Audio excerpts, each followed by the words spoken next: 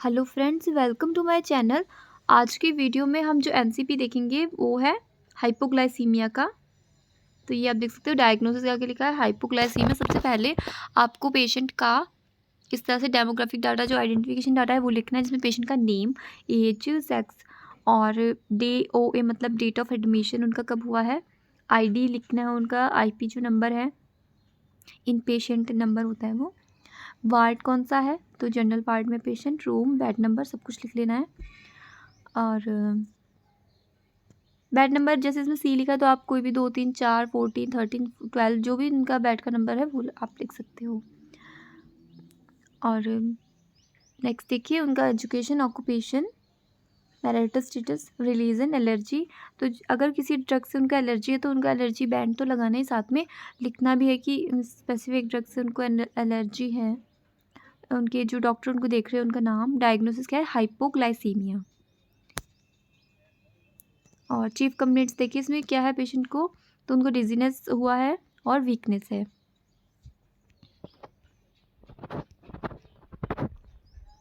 अच्छा, next page है history of present illness. Present में पेशेंट को जो भी प्रॉब्लम है, हिस्ट्री है उनकी जो इलनेस की, वो हम लोग लिखेंगे। तो पेशेंट को हाइपरटेंशन है 6 मंथ से, और वो एम्लोडिपिन टैबलेट 5 mg की एक बार दिन में लेते हैं, OD यानी कि दिन में एक बार। डायबिटीज़ भी है उनको, अंडर इंसुलिन थेरेपी। तो पेशेंट जो है वो डायबिटिक है, ओके। और उनको हाइपोग्लाइसीमिया हो गया है। तो डायबिटिक जो पेशेंट होते हैं जिनको शुगर होती है, उनका हाइपरग्लाइसीमिया, हाइपोग्लाइसीमिया दोनों ही उनको हो सकता है, कुछ भी हो सकता है। ये पास्ट इलनेस के बारे में भी हम लिख लेंगे, जब जैसे कि पास्ट में उनका हाइपरटेंशन की प्रॉब्लम रही हुई है, और COPD की, sorry, no history of COPD, ऐसे कोई हिस्ट्री नहीं है। कोई mental disorder, psychiatric disorder, psychological problem, जो भी डिसऑर्डर होते हैं वो लिख लेना है अगर उनको कोई भी हिस्ट्री है। तो जैसे सर्जिकल हिस्ट्री नहीं है उनकी, कोई ड्रग एलर्जी भी नहीं है। Next, environmental history. तो जो type of family, single family लिखा हुआ है इसमें आप न्यूक्लियर फैमिली या फिर जॉइंट फैमिली भी लिख सकते हो, ठीक है। ये सिंगल फैमिली मत लिखना, न्यूक्लियर या फिर जॉइंट, ये सही लगता है लिखने में। नंबर ऑफ़ फैमिली मेम्बर्स तो 2 मेंबर्स हैं, और नंबर ऑफ़ रूम्स 4 हैं। आपका जो पेशेंट होगा उनसे आपको हिस्ट्री कलेक्शन करना है और फिर ये सब कुछ लिखना है। ज़रूरी नहीं है कि आप जो मैं आपको वीडियो में दिखा रही हूँ वही आपको पूरा उतारते रहना है, कॉपी करने की ज़रूरत नहीं है, आप अपना भी लिख सकते हो। हाउस का टाइप ऑफ हाउस, यानी कि पक्का हाउस में वो रहते हैं। कच्चा हाउस, पक्का हाउस अपनी कम्युनिटी में हम लोग पढ़ते हैं। पक्के मकान होते हैं, किसी का मिट्टी वाला, लकड़ी वाला घर होता है, कच्चा घर होता है, उस तरह से। Kitchen, fuel use, drinking water, toilet, drainage system. फिर उसके बाद फैमिली हिस्ट्री। तो फैमिली में उनका ऐसा कोई हाइपरटेंशन की हिस्ट्री नहीं है, कोई डायबिटिक नहीं है, बट पेशेंट हमारा जो है वो डायबिटिक भी है, हाइपरटेंसिव भी है। टोटल मंथली इनकम उनका कितना है वो लिखना है, 40,000 इसमें लिखा गया है। सोशियो इकोनॉमिक हिस्ट्री भी लिख लेना है। फिर पेशेंट का पर्सनल हिस्ट्री, जैसे स्मोकिंग अल्कोहल वो करते हैं या फिर नहीं, फूड हैबिट्स कैसा है उनका, जैसे 3 times a day non vegetarian. तो कई बार कुछ फैमिलीज दिन में 2 बार ही खाना खाते हैं, तो 2 टाइम्स आप उसमें लिखोगे। बाउल ब्लैडर हैबिट कैसे, तो रेगुलर बताया गया है। पेशेंट से पूछ करके आपको सब लिखना है। स्लीपिंग पैटर्न कैसा उनका, सही से नींद आ रही है कि नहीं आ रही है, डिस्टर्ब है स्लीपिंग पैटर्न या फिर इंसोम्निया जैसी प्रॉब्लम है या नॉर्मल है। हॉबीज़ में बताना है पेशेंट का, हॉबीज़ क्या क्या है, travelling, playing. Mental status patient का लिख लेना है। बाकी आपको थोड़ा ऑब्जर्व करना है, ओरिएंटेशन देखना, उनका कॉन्शियसनेस देखना है। इतना तो हम लोग खुद ही चेक कर लेते हैं। फिजिकल एग्जामिनेशन कंप्लीट करना है हेड टू टो। सबसे पहले जर्नल एग्जामिनेशन में उनका गेट आएगा, अनकंडीशनेटेड ऐसा लिखा गया है। पेशेंट का गेट यानी उनका पोस्चर इसमें लिख सकते हैं कि कैसा दिखाई दे रहा है, वो चल फिर ठीक से रहे हैं या फिर कुछ आड़ा तिरछा कुछ ऐसा है, तो उसके बारे में भी लिखना है। बॉडी बिल्ड पेशेंट का लिखना है हमको, मॉडरेट है, नॉर्मल है या फिर ओबेस है पेशेंट, थिन है, वो बॉडी बिल्ड के अंदर आएगा। जर्नल की जगह आप नॉर्मल भी लिख सकते हो। कॉन्शियसनेस तो पेशेंट का ठीक है। अलर्ट है patient. Height, weight, facial expression ये लिख लेंगे। फिर वाइटल्स चेक करना है, वो नोट डाउन करना है। वाइटल्स के अंदर हम लोग जानते हैं BP, pulse, SpO2, temperature, respiration. ठीक है, जिनको SpO2 नहीं पता तो ये ऑक्सीजन का लेवल होता है, हमारे ब्लड में कितना ऑक्सीजन का लेवल है। तो 90 to 100 होना चाहिए। वैसे ये नॉर्मल रहता है, उससे कम होता है तो फिर ऑक्सीजन की यानी कि कमी है।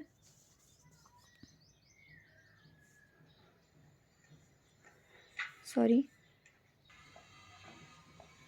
हेड टू डू एग्जामिनेशन, यहाँ पे हेड के बारे में पहले लिखना है, उसमें हेयर्स है। ठीक है, फिर आइज़ के बारे में नोट डाउन करेंगे। अगर कुछ रेडनेस है, ठीक है, कंजक्टिवाइटिस है, कैसा विज़न है उनका, कोई डिस्चार्ज, तो सब नोट डाउन करते रहना, साथ साथ में चेक करना है। और ईयर्स में भी ऐसा कोई ब्लीडिंग, डिस्चार्ज, कोई डेफनेस जैसी प्रॉब्लम है तो हम नोट करेंगे, नहीं तो नॉर्मल बताना है। नोज़ में भी सेम वही, माउथ में भी।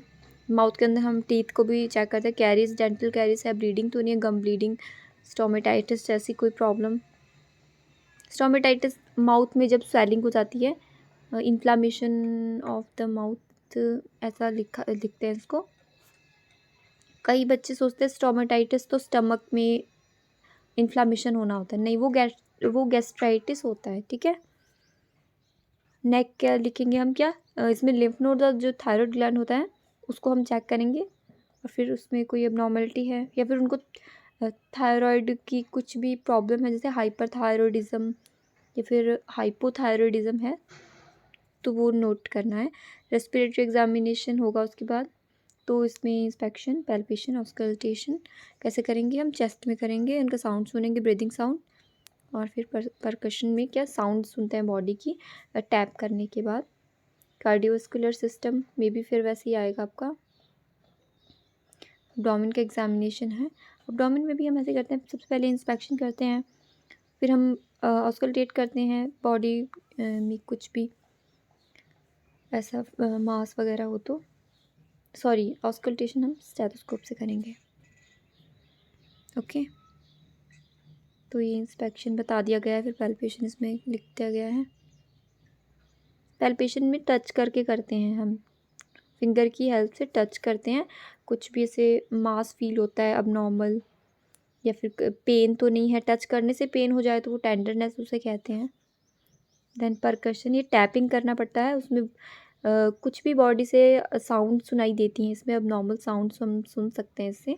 ऑस्कल्टेशन से हम स्टेथोस्कोप से किया जाता है, ये इसमें भी हम बाउल साउंड सुनते हैं, वो सुनाई दे रही हैं या फिर नहीं सुन रही हैं।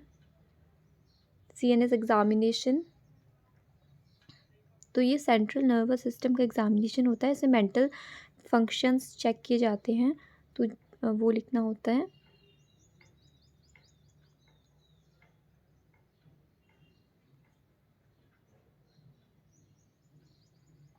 नेक्स्ट कंफर्ट एंड स्लीप है।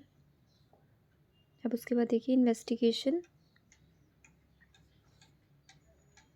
तो पेशेंट के जो ब्लड इन्वेस्टिगेशन है वो हमने लिख लेना है।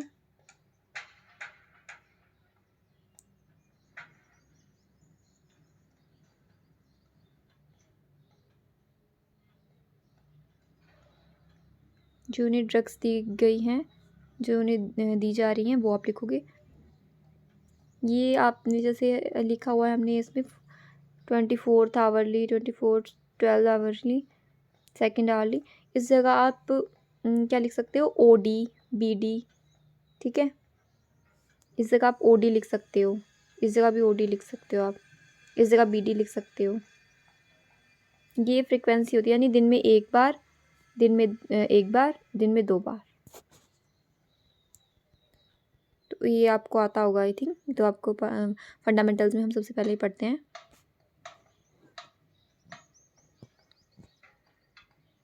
नर्सिंग डायग्नोसिस है इसमें, तो इसमें है कि risk for fluid volume deficit related to polyuria and dehydration. Diabetic patient, उनको पॉलीयूरिया की प्रॉब्लम की वजह से और डिहाइड्रेशन की वजह से क्या हो सकता है, इतना वो यूरिन आउटपुट उनका इंक्रीज़ हो गया है तो फ्लूइड वॉल्यूम डेफिसिट हो सकता है। इसलिए फ्लूइड वॉल्यूम मेंटेन करना है, क्योंकि जितना बॉडी से फ्लूइड निकल रहा है उसको फिर अंदर मेंटेन भी तो करना है। जो 60 to 70% हमारी बॉडी में फ्लूइड ही है, वाटर ही है। Impaired imbalance nutrition related to imbalance of insulin, food and physical activity। ये हो गया डेफिसिट नॉलेज का एक बना लिया। सेल्फ केयर डेफिसिट का एक बना लो, related to physical impairment and social factor. इसमें देखो ये जो लिखा है इसको आप काट लो चाहे। एंग्जाइटी का आपका एक बन जाएगा।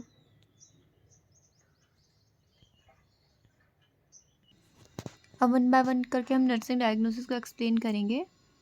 तो फर्स्ट है fluid volume deficit related to osmotic diuresis from hypoglycaemia.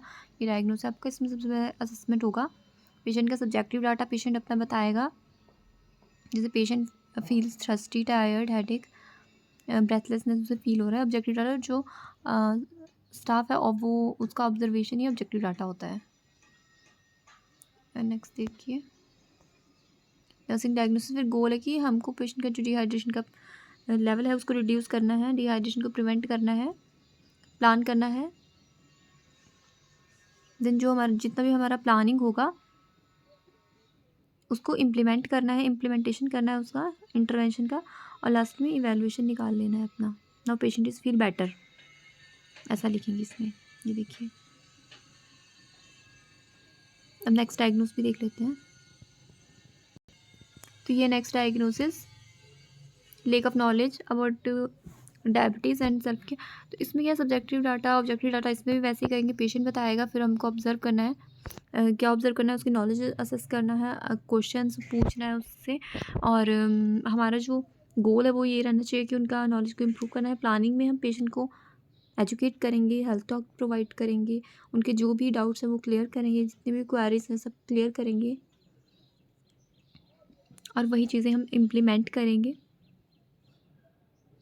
जैसे कि पेशेंट को डायबिटिक पेशेंट है तो उनको डायबिटीज़ के बारे में हम एजुकेट करेंगे कि उसमें कौन से डाइट लेना चाहिए, कैसे आपको अपना ध्यान रखना है, कैसे मील जो है वो स्किप नहीं करना चाहिए, इस बारे में उनको गाइड करेंगे अच्छे से।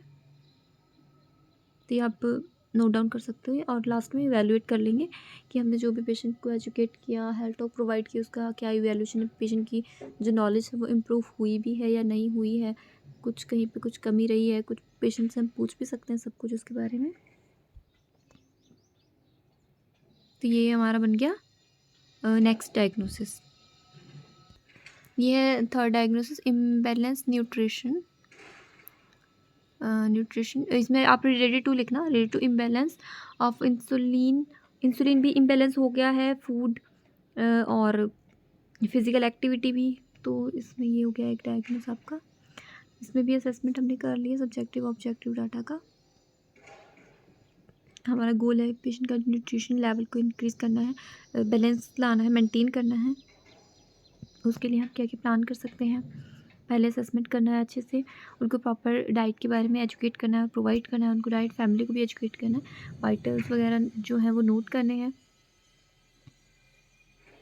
उनको लिक्विड डाइट पे रखना है, लिक्विड डाइट उनको अच्छे से देना है, न्यूट्रिशियस डाइट होना चाहिए जिसमें कि इलेक्ट्रोलाइट्स भी उनको प्रॉपर मिलते रहें।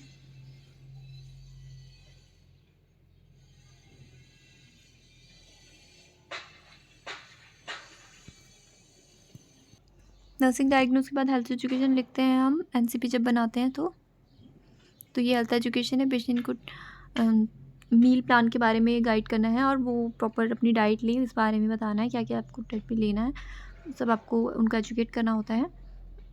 प्रोसीजर जैसे कि इंसुलिन जब देते हैं, इंजेक्शन देते हैं, इंसुलिन लगाया जाता है, तो उसका भी प्रोसीजर उनको एक्सप्लेन करना है। पहले उनको बताना है कि इससे आपको क्या फ़ायदा है, और अगर आप नहीं लेते हो तो क्या इसके आपको नुकसान होंगे। तो इस तरह से उनको एजुकेट करना है। बाकी तो आप हाइजीन के बारे में, एक्सरसाइज के बारे में, जो हैबिट्स होती हैं, स्मोकिंग, अल्कोहल के बारे में, इनके बारे में गाइड करना है। वेट रिडक्शन के बारे में बताते हैं, क्योंकि जैसे कि ओबेस पेशेंट होते हैं तो उनमें डायबिटीज़, हाइपरटेंशन का ज़्यादा प्रॉब्लम रहती है, कैंसर जैसी प्रॉब्लम भी। ओबेसिटी वालों को हर एक प्रॉब्लम जो है वो पकड़ लेती है, हर डिज़ीज़ का मेन रूट है ओबेसिटी। तो ये हो गया हमारा एनसीपी ख़त्म।